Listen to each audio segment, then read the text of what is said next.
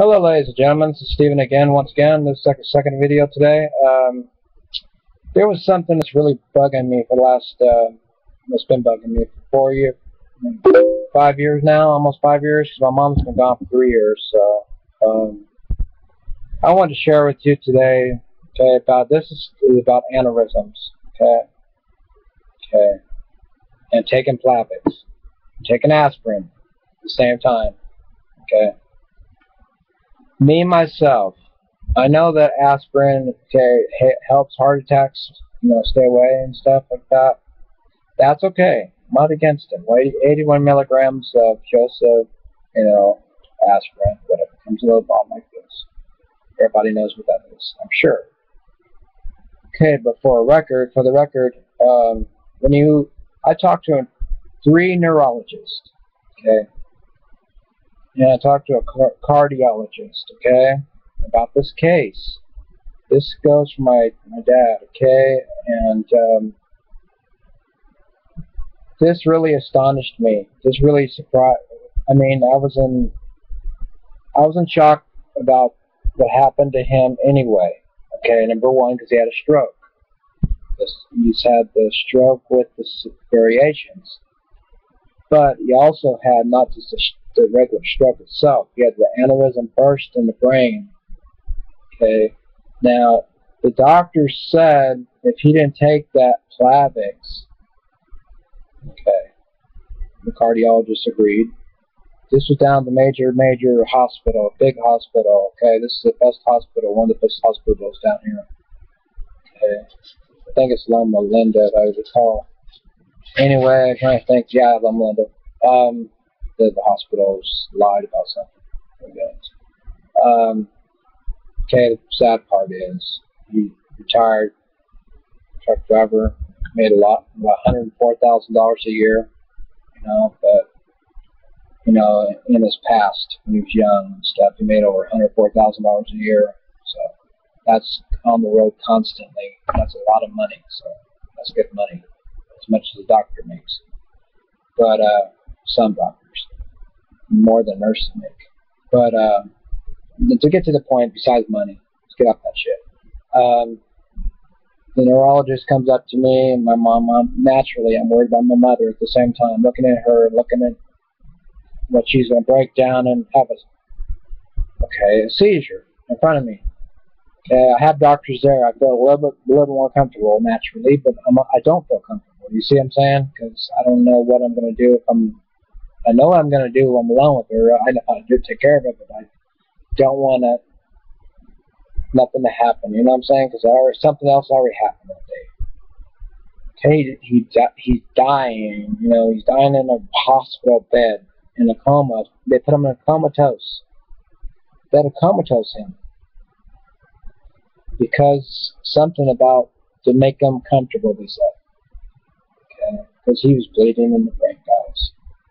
And when you're bleeding in the brain, guys, what happens? The doctor told me exactly what happens. Okay, after a certain amount of time, and you're bleeding in the brain, you got 1 hour to do surgery to repair the artery in the area where the bleeding is. And all because he had no medical insurance. And that's what's wrong with the economy today, I believe. Okay. But then again, I don't have all the answers. All I know is what I see around me. This has been bugging me for about 4 years. I just have not spoken of it until today. Okay. This is not about benzodiazepine, acid, whatever you want to call it, Xanax, Valiums. Not this time. This is about, they put on propofol. I believe it was propofol. To relax him, keep him asleep. It's kind of strange. They said they make him comfortable, okay? It's like surgery, okay? But they didn't do no surgery. You have to do it within an hour, the neurologist was telling me. Okay, and the cardiologist says, why, Stephen, was he on this? On what? Plavix, Stephen. And I said because he had doctor said he had high blood pressure and high cholesterol. And the cardiologist says, number one, this is cardiac. medication. He's not supposed to be on Plavix with an aspirin regimen. And I said, yeah, I know that part. I've heard about that. He goes, well, do you want to get a lawyer and get a lawsuit going? And I was thinking about it. I said, what can we do? I mean, the damage is done. He's already, what you said, how far are we going to go with this, As far as you want to go with this, Stephen. And I said, I really don't know at this time. I'm just confused. I'm really depressed and everything. He goes, well, get back with me anytime later and just let me know. Okay, and I'll put this in the reports and stuff. Okay, but anyway, no one believed me, but I approved, got all the evidence here, matter of fact, using Plavix and aspirin and the doctor that he's seen. Okay? So, doctors think they know it all, especially when you got a doctor that had a stroke himself. I've heard he had a stroke and he could wobbling, I mean, I'm not trying to put down the doctor, don't get me wrong. Had wrong decisions, was given the wrong medication on Plavix and aspirin mixed together. That's like a death trap. I mean, it's like giving Cindy Coumadin and Lovenox at the same time. You want to see somebody bleed? Get cut. It's like cutting myself wide open and let myself bleed to death. That's what this doctor said. The cardiologist even agreed. Okay, he shouldn't have been on Plavix, he said. There's other medicines out there. Cholesterol for one, high blood pressure pills, and beta blockers for two. And I said, yeah, I agree with you, doctors. Now it's too late. He says, yeah, no. You want to see the CAT scan? I said, yes, I do want to see the CAT scan, MRI, and all that other stuff. This is how much blood is in the brain. I was shocked. Seeing all the blood in the brain. I don't know. So I don't think Cindy was in the room at that time. I'm trying to think. No, she didn't go in the room because she was too upset. She didn't want to see it. And I went in there because my mother went in there, okay? And I cared. I mean, it's not that she don't care. Don't get me wrong. Take that back. No, that's what she had to walk out of. Yeah, that's what it was. See, I can. My thinking's going. Okay, for a second. Something. I mean, it's been bugging me. That's how much it's been bugging me. Especially when he says I get cut. Okay, he's on the wrong medication. The stupid doctor, a few days before that, would not up his blood pressure medicine like I told him to.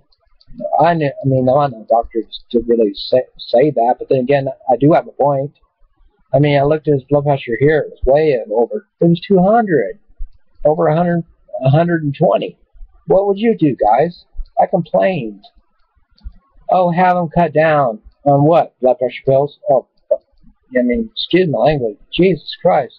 You don't cut down blood pressure pills because you're on high blood pressure, do you? I'd rather see him on Valium. Here we are with Valium again. I'd rather see him take a Valium to bring his blood pressure down than have him freaking have enough pressure to blow a fuse. I mean, that's what it is, blow a blood vessel. I mean, God, first one was a warning, a TIA. It's a mini stroke. He came out of that fine.